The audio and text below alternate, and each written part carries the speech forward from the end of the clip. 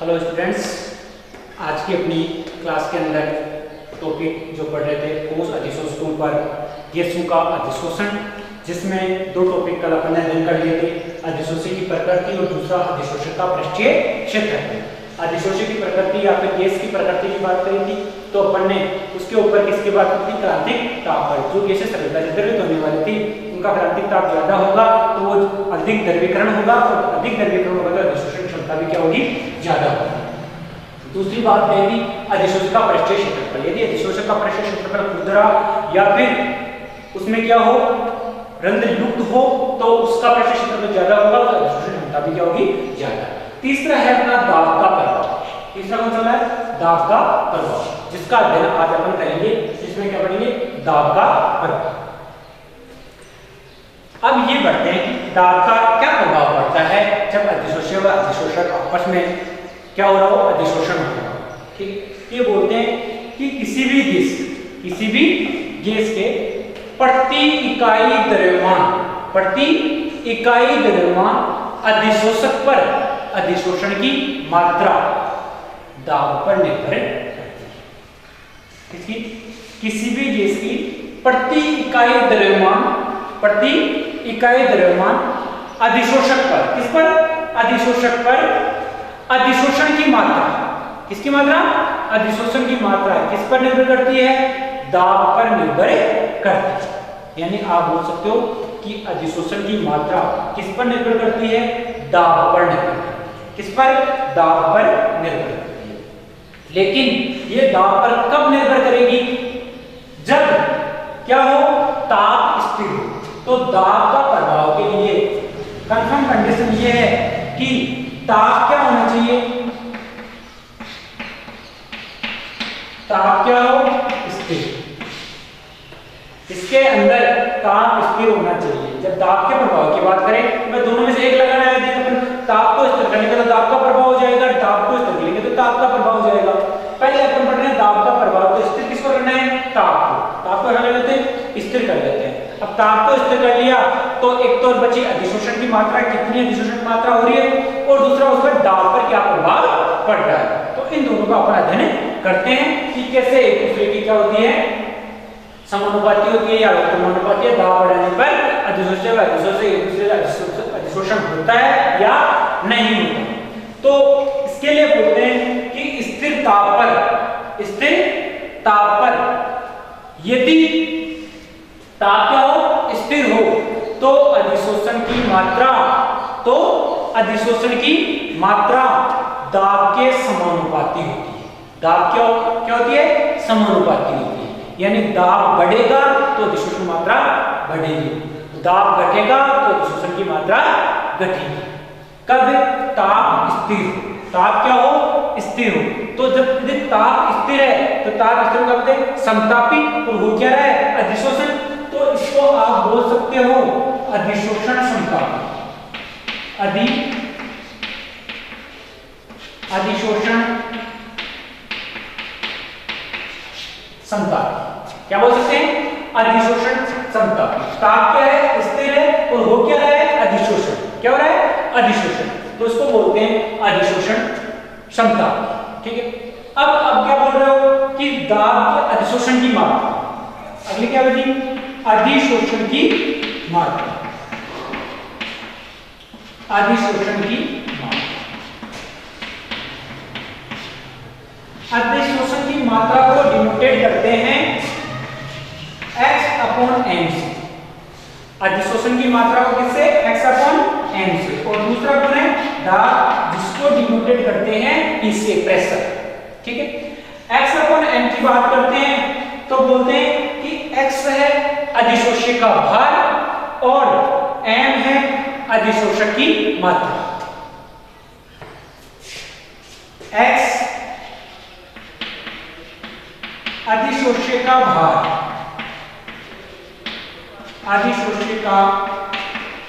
भार, जबकि m की बात करते हैं तो अधिशोषक की मात्रा।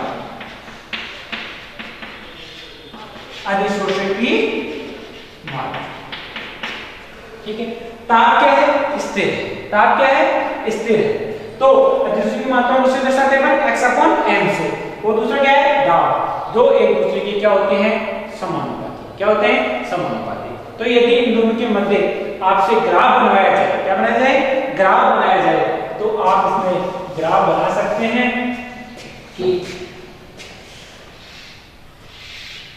ये तो क्या हो गया P और ये x/m, x/m यानी अधिशोषण की मात्रा और दाब।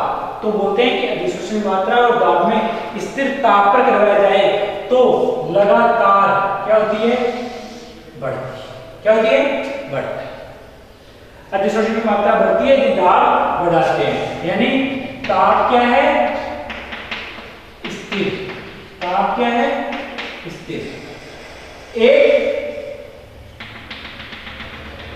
लगातार दाब को बढ़ाओगे तो अधिशोषण मात्रा बढ़ेगी, लेकिन एक जगह ऐसा दाब आएगा कि इसके ऊपर आप कितना ही दाब बढ़ाओ अधिशोषण की मात्रा नहीं बढ़ेगी, तो उसको बोलते हैं PS। क्या बोलते हैं PS, संतृप्ति दाब, संतृप्ति दाब।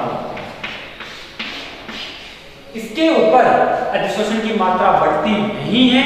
इसके बाद में ये जो आणविक जो गैसें हैं वो आणविक परतों के रूप में हो जाती है। आणविक किसमें होती है परतों के रूप में हो जाती है।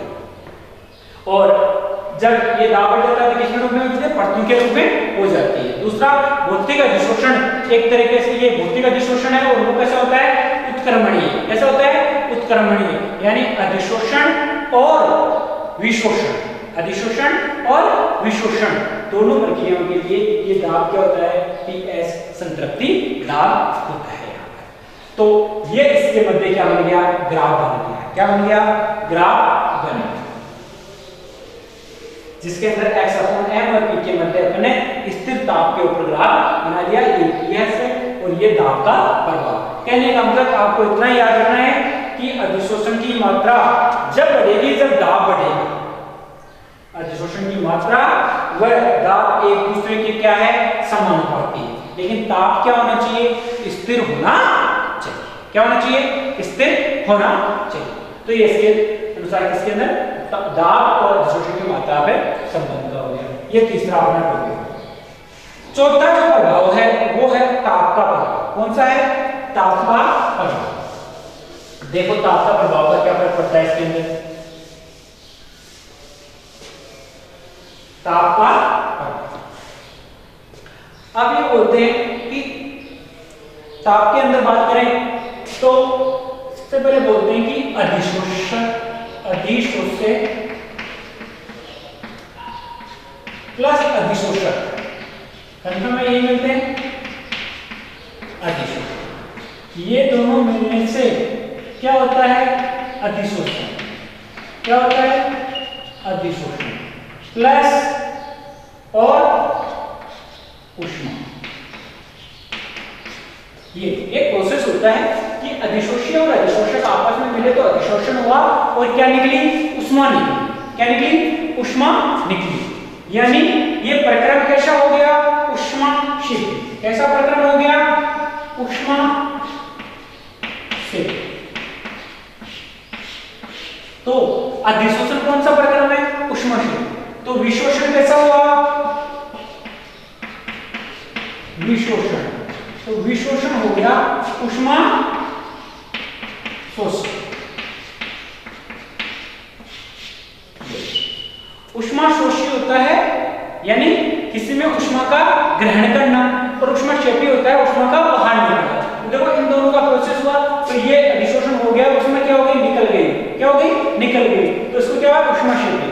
ठीक है। और यदि अपन उल्टा करें क्योंकि प्रक्रम कैसा है उत्क्रमणीय, तो यदि उल्टा करें तो इसको यदि अधिशोषण को क्या देंगे ऊष्मा देंगे। क्या देंगे ऊष्मा देंगे। तब क्या बनेगी निकलेगी अलग अलग होंगे अधिशोषी और अधिशोषण। जब उल्टा हो रहा हो तो उसको क्या होता है विशोषण। तो यहाँ पर अपने ऊष्मा देनी पड़ रही है, ग्रहण कर रहा है, तो ऊष्मा का क्या हो रहा है शोषण हो रहा है।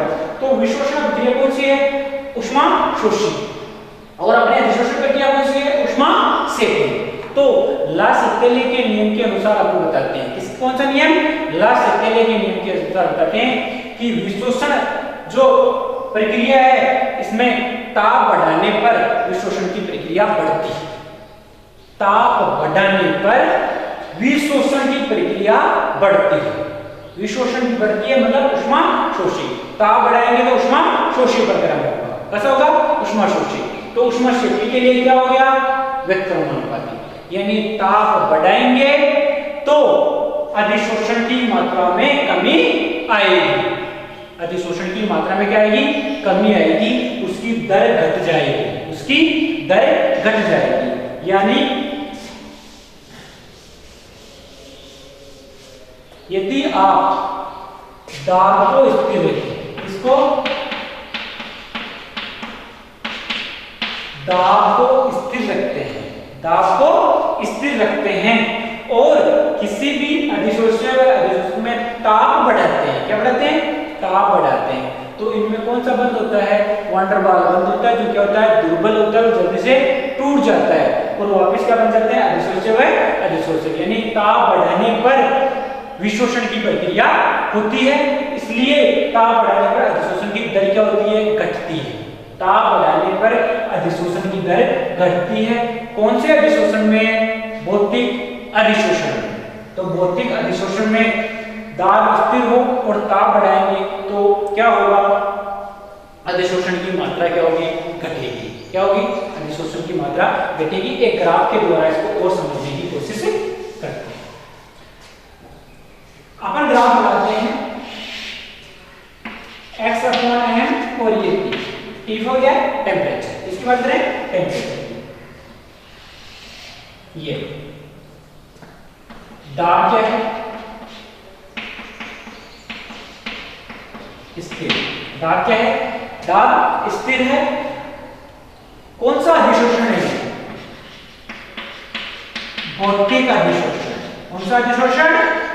भौतिक अधिशोषण। भौतिक अधिशोषण के अंदर यदि आप ताप बढ़ाओगे तो ताप बढ़ाएंगे तो अधिशोषण की मात्रा घटेगी। ताप बढ़ाएंगे तो अधिशोषण की मात्रा बढ़ेगी। क्यों? क्योंकि विशोषण होता है। क्या होता है? विशोषण होता है। अधिशोषक और अधिशोषक अलग अलग होते हैं, ना कि एक साथ जुड़ते हैं। दूसरा अपन इसकी बात करते हैं रासायनिक अधिशोषण। इसकी बात करते हैं रासायनिक अधिशोषण। तो रासायनिक अधिशोषण के लिए यदि आप x/m और ये T, तो रासायनिक अधिशोषण में बात करते हैं कि ताप बढ़ाने पर सक्रियण ऊर्जा का मान बढ़ता है। सक्रियण ऊर्जा का मान बढ़ता है तो उनमें आपस में बंध में क्या होते हैं? बंध बनते हैं। पहले क्या बनते हैं? रासायनिक बंध बनते हैं, लेकिन अपन टेम्परेचर को बहुत ज्यादा बढ़ा देंगे तो थोड़ी देर बाद में वो बंध धीरे धीरे टूटने लग जाते हैं। इसलिए बोलते हैं कि रासायनिक जो अधिशोषण है, रासायनिक अधिशोषण है, उसके अंदर ताप बढ़ाने पर पहले अधिशोषण की मात्रा में वृद्धि होती है, लेकिन उसके बाद में धीरे धीरे वापस क्या होती है? कमी होती है। तो शुरुआत में तो रासायनिक अधिशोषण में ताप बढ़ाने पर अधिशोषण की दर बढ़ती है। क्या होती है? अधिशोषण की दर बढ़ती है। क्यों? क्योंकि सक्रियण ऊर्जा का मान बढ़ता है। ये पहले ताप बढ़ेगा, उसके बाद में धीरे धीरे क्या हो जाएगा? कम हो जाएगा। धीरे धीरे क्या हो जाएगा? कम हो जाएगा। जैसे जैसे ताप बढ़ाओगे अधिशोषण की मात्रा में क्या हो जाएगी? कमी आ जाएगी। इसमें अधिशोषण की मात्रा में क्या हो जाएगी? कमी आ जाएगी। ठीक है, तो ये ताप का प्रभाव अलग अलग होता है। इसमें ताप का प्रभाव भौतिक अधिशोषण पे अलग होता है और रासायनिक अधिशोषण पे अलग होता है। तो इन दोनों को अपने को समझने की कोशिश करें। अगला जो अपना टॉपिक है या इसका प्रभावित करने वाला जो पांचवा कारक है वो है अधिशोषण का सक्रियकरण। अधिशोषण का सक्रियकरण मतलब किसी भी अधिशोषक की जो अधिशोषित क्षमता है, अधिशोषण की क्षमता है, उसको बढ़ाना ही अधिशोषण का सक्रियकरण कहलाता है। किसी भी अधिशोषक की अधिशोषित क्षमता या अधिशोषण की क्षमता को बढ़ाना ही क्या कहलाता है? अधिशोषण का सक्रियकरण। यानी किसी भी अधिशोषक की अपन उसको बढ़ा लेंगे, उसकी अधिशोषित करने की क्षमता को बढ़ा लेंगे तो क्या कहलाएगा? अधिशोषण का सक्रियकरण। और वो कैसे कैसे कर सकते हैं? वो कैसे कैसे कर सकते हैं उसके लिए अपन बात कर सकते हैं। तो बोला अपन तीन तरीके से कर सकते हैं। कैसे कर सकते हैं? 3 तरीके से। पहला,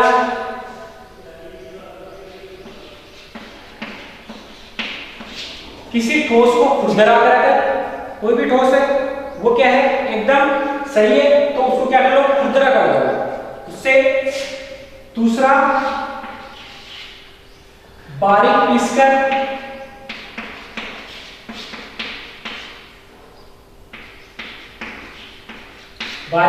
पीसकर, और तीसरा, अशुद्धियां हटाना।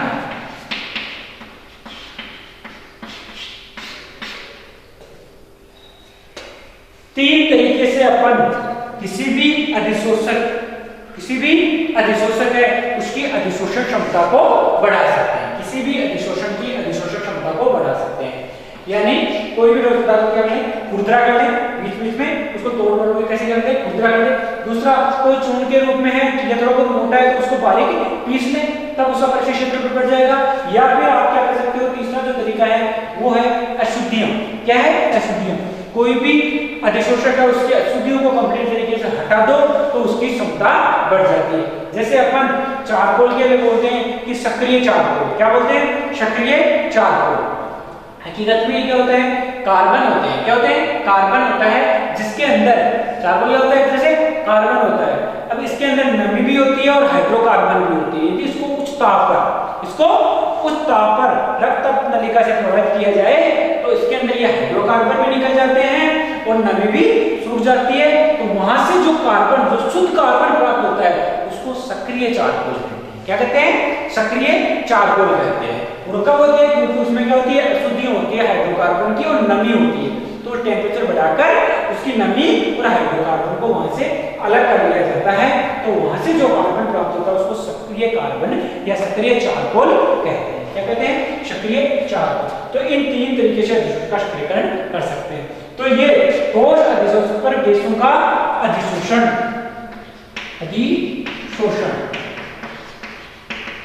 इसके अपने 5 प्रभावित करने वाले कारक थे, जिनमें अधिशोषण की प्रकृति, अधिशोषण का पृष्ठीय क्षेत्रफल, दाब का प्रभाव, ताप का प्रभाव, अधिशोषण का पृष्ठीय सक्रियकरण, अधिशोषण का सक्रियण, इनके बारे में आज हमने अध्ययन किया।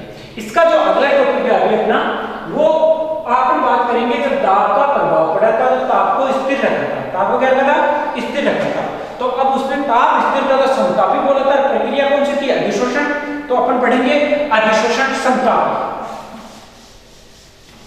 अधिशोषण समतापी।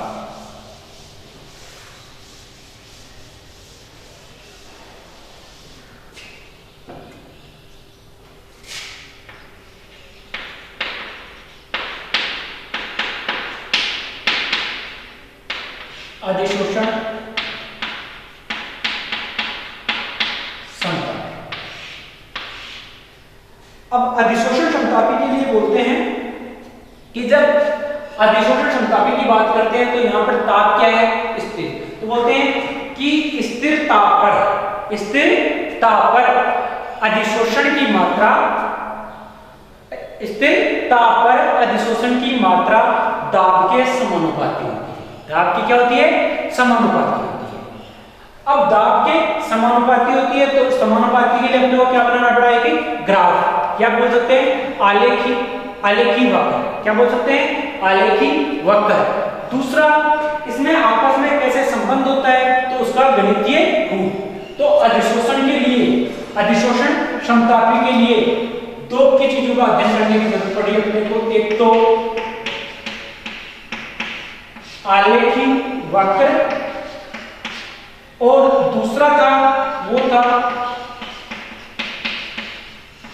गणितीय सूत्र। अधिशोषण समतापी जिसमें अपने बोला कि ताप क्या रहे? स्थिर रहे तो अधिशोषण की मात्रा उसके दाब पर निर्भर करती है या दाब के समानुपाती होती है। तो इन दो का अपन इसमें अध्ययन करेंगे, आलेखी वक्र और गणितीय सूत्र का। गणितीय सूत्र का इस आलेखी वक्र और गणितीय सूत्र को, इस आलेखी वक्र और गणितीय सूत्र को किसने समझाया अच्छे से? वो कौन था? वो था एक वैज्ञानिक था जिसका नाम था फ्रेंडली। कौन था? फ्रेंडली। उसने आलेखी वक्र और गणितीय सूत्र को समझाया, जिसका अपना अध्ययन अगले टॉपिक के अंदर करेंगे। इसमें इसको समझने की कोशिश करेंगे कैसे उसने वक्र और उसके गणितीय सूत्र को एक दूसरे के साथ में